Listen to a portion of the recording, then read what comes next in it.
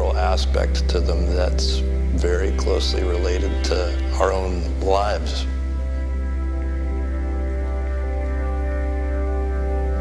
If I didn't care about it, if it didn't matter, I wouldn't get stuck on thinking about moving back in time. I happen to get stuck on that kind of stuff because I'm very interested in a story about it. Stories are always going backwards in time. The story of these trees is going backwards, like you're saying.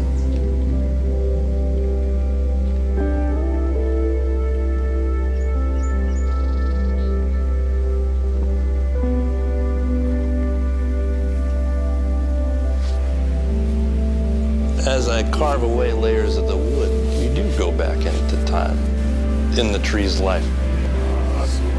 It's not uncommon to find lead shot or barbed wire, this kind of thing, that has been enclosed after years and years of growth that is not evident from the outside of the tree. So it's a really abrupt kind of transportation back to a moment when someone put a nail in the tree to hang up a signpost that you found, you know, after that thing's spinning on the lathe.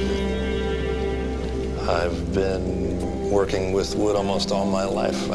Probably since I was about 5, I remember messing around with 2x4s and things like that, you know, building stuff.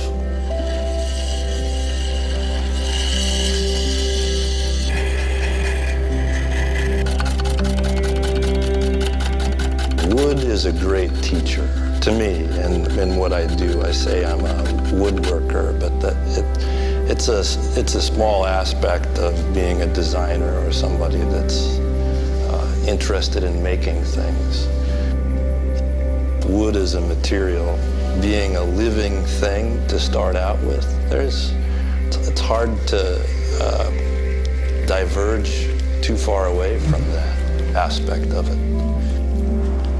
The wood trees, their life cycle is a lot easier to understand for us, I think, so that these reactions that are in the tree are more easily understood than a fissure in a piece of stone. You know, you get a branch, you get a tumor or a burl hanging off the side. You understand these things.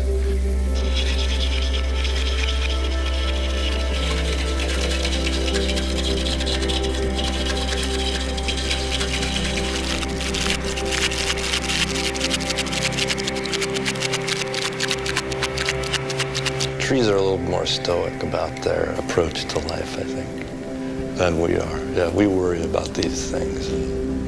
I mean, that's why I was saying, rather than personify a tree, it's more about like what aspect of the tree is in us. You know, that it's much more fundamental than worrying about eternity. It's living, you know, and I think that that's a great lesson.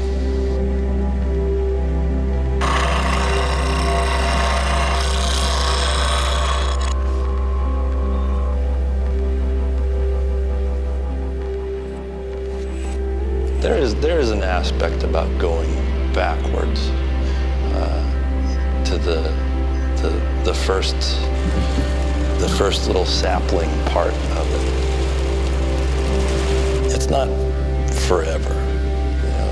It's certainly past my lifetime, certainly past yours, and perhaps it'll last for many generations to come, but eventually that'll turn to dust. Yeah, it's not forever. Or more often than not, it'll crack up, and the environment that it sits in or just the onset of time will catch up with wood. Yes, it's important to embrace that because that's the reality, I think. There's something kind of pleasant in that idea. I don't want to last forever.